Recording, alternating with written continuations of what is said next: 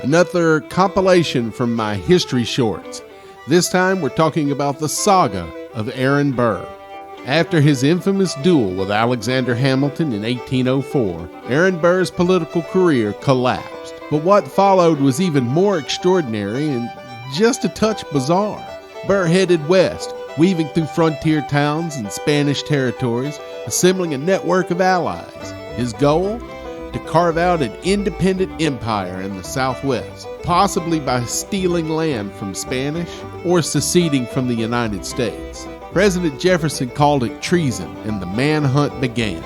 Today we'll trace Burr's descent from power to fugitive and explore the roles of Captain Edmund P and Sheriff Theodore Brightwell, the men who brought Burr to justice. I'm your host, Stu Donald. Let's head to the Delta.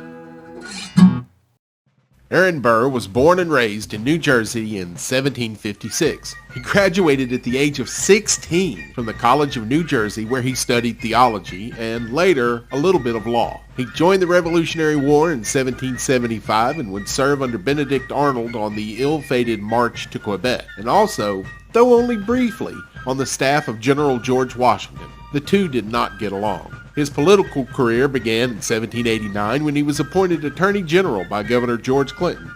Not that George Clinton, this George Clinton. He would also serve in the state legislature, the U.S. Senate, and finally as Vice President Thomas Jefferson.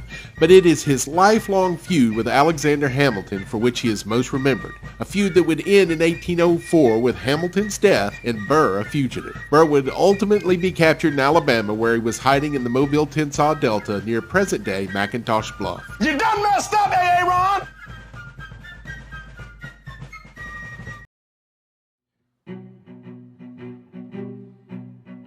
I have lived long enough to see this republic stretch its limbs across the continent, and I have buried enough comrades to know the cost of that reach. My name is Edmund Pendleton Gaines.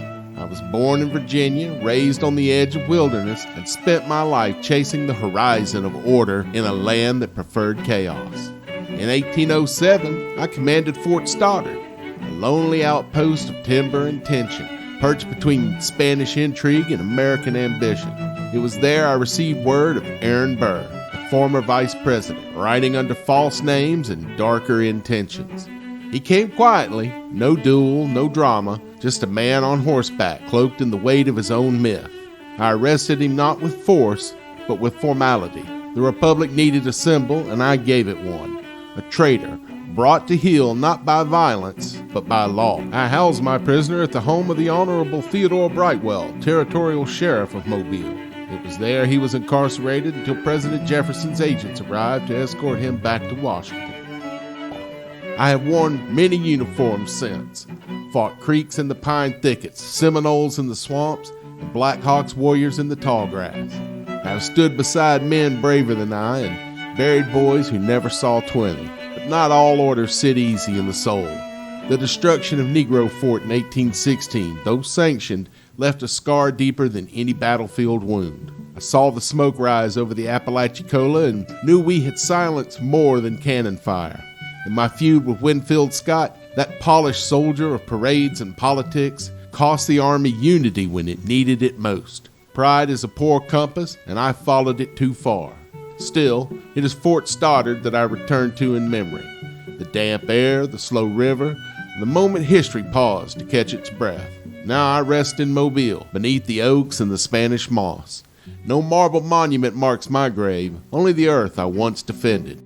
I understand they named a fort after me, right at the mouth of this beautiful bay that I spent a lifetime defending. It seems even in death I am destined to see battle and witness history. If these words endure, let them say this: I serve not for glory, but for gravity. The kind that holds a nation together when its borders are still bleeding. Y'all subscribe now, you hear? Mobile County, 1812. Before Alabama was even a state, one man was chosen to keep the peace. His name? Theodore Brightwell, the first sheriff of Mobile County.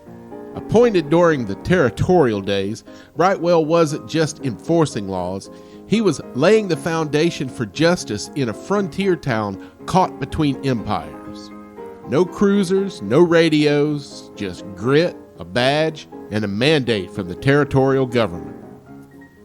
Brightwell's mark on history goes beyond his footnote as the first sheriff in a new territory.